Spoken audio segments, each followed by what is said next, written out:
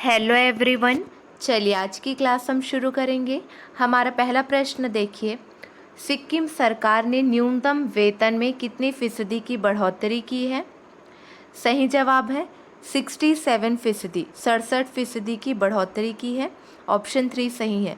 सिक्किम सरकार ने अकुशल श्रमिकों के लिए न्यूनतम वेतन में 67% की बढ़ोतरी करते हुए 500 रुपये कर दिया है और अकुशल श्रमिकों का दैनिक वेतन 11 जुलाई 2022 से पूर्वव्यापी प्रभाव से 300 रुपये से बढ़ाकर 500 रुपये कर दिया गया है और अर्धकुशल श्रमिकों का दैनिक वेतन 320 रुपये से बढ़ाकर 520 रुपये कर दिया गया है, जबकि कुशल श्रमिकों को 335 रुपये के बजाय अब 535 रुपये मिलेंगे।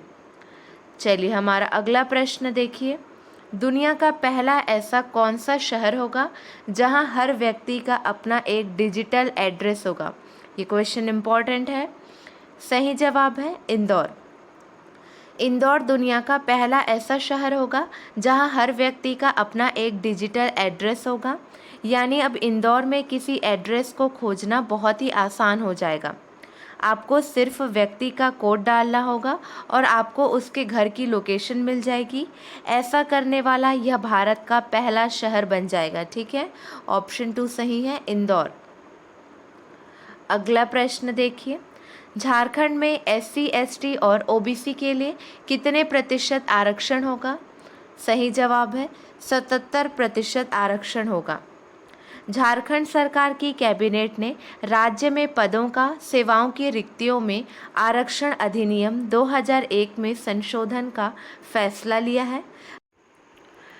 हम यहाँ राज्य की सेवाओं में कुल आरक्षण सीमा की बात कर रहे हैं, तो कुल आरक्षण सीमा अब 50% से बढ़कर 77% होगी।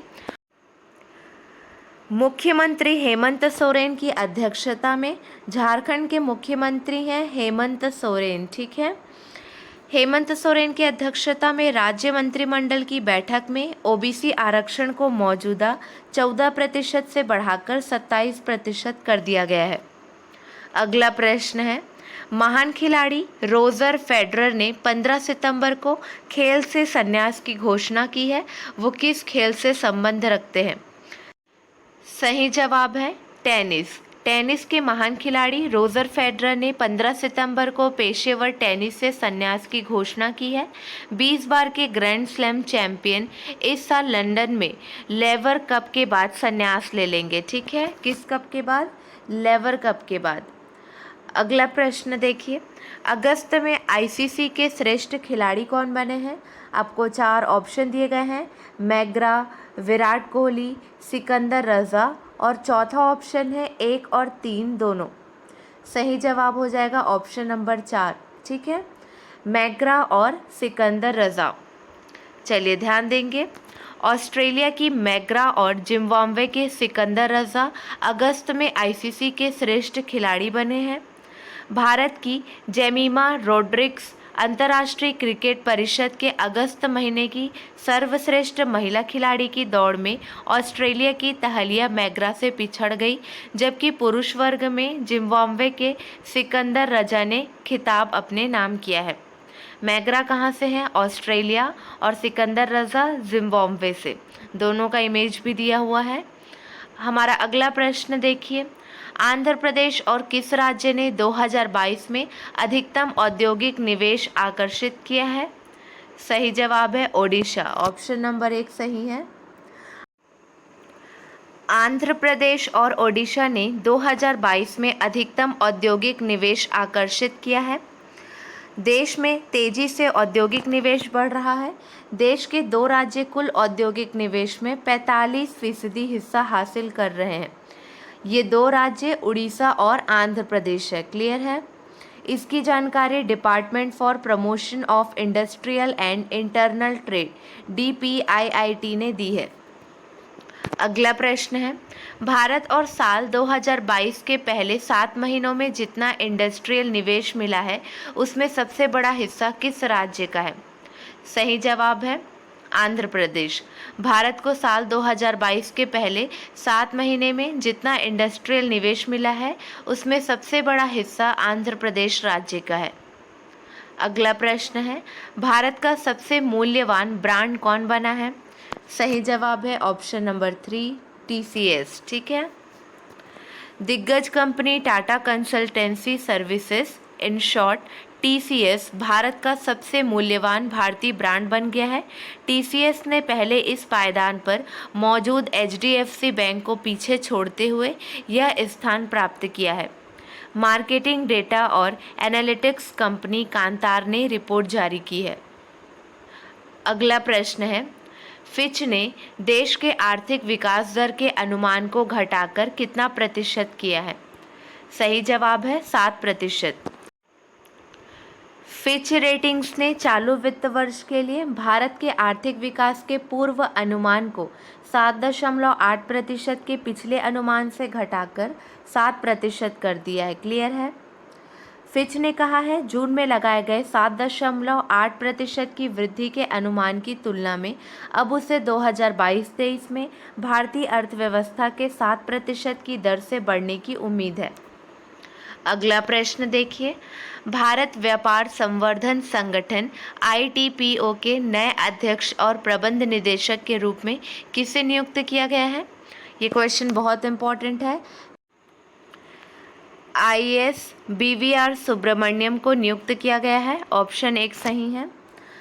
चलिए ध्यान दीजिए, वरिष्ठ IAS BVR सुब्रमण्यम को ITPO भारत व्यापार संवर्धन संगठन का अगला CMD नियुक्त किया गया है। वह LC गोयल की जगह लेंगे। किनकी जगह लेंगे? LC गोयल की जगह लेंगे। मंत्रिमंडल की नियुक्ति समिति ने 15 सितंबर को सुब्रमण्यम की नियुक्ति को मंजूरी दी है। सुब्रमण्यम वर्तमान में वाणिज्य और उद्योग मंत्रालय के वाणिज्य विभाग के सचिव के रूप में कार्यरत हैं। अगला प्रश्न है, भारत का पहला लिथियम आयन सेल निर्माण संयंत्र कहाँ पर स्थापित किया जाएगा? सही जवाब है तिरुपति में स्थापित किया जाएगा।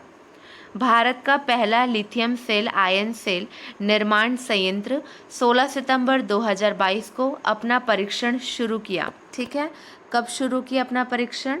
16 सितंबर 2022 को। इसका उद्घाटन केंद्रीय इलेक्ट्रॉनिक्स और IT राज्य मंत्री राजीव चंद्रशेखर द्वारा किया गया। लिथियम सेल आयन सेल निर्माण संयंत्र चेन्नई स्थित मुनोत इंडस्ट्रीज लिमिटेड द्वारा आंध्र प्रदेश के तिरुपति में स्थापित किया गया है। अगला प्रश्न है, सर्बिया के बेलग्रेड में विश्व कुश्ती चैंपियनशिप 2022 में विनेश फोगाट ने कौन सा पदक जीता है? सही जवाब है कांस्य पदक जीता है। ऑप्शन 3 सही है। भारत की विनेश फोगाट ने 14 सितंबर को सर्बिया के बेलग्रेड में विश्व कुश्ती चैंपियनशिप 2022 में महिलाओं की 53 किलोग्राम वर्ग में कांस्य पदक जीता है। राष्ट्रमंडल खेल 2022 की स्वर्ण पदक विजेता फोगाट ने स्वीडन की मौजूदा यूरोपीय चैंपियन एम्मा मालमग्रेन को हराया। ठीक है, किन्हें हराया? एम्मा मालमग्रेन को हराया है। अगला प्रश्न देखिए, रजनी के मंत्र life lessons from India's most loved superstar पुस्तक किसके द्वारा लिखी गई है?